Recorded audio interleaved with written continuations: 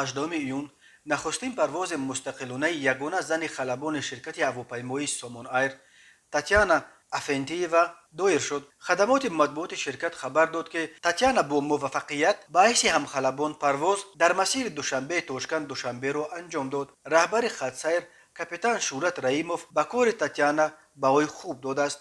تاتیانا سابقه کاریش را در سومون ایر سال 2011 باعث مهماندار آغاز کرده سال 2020 به صف خلبان‌های شرکت پیوست.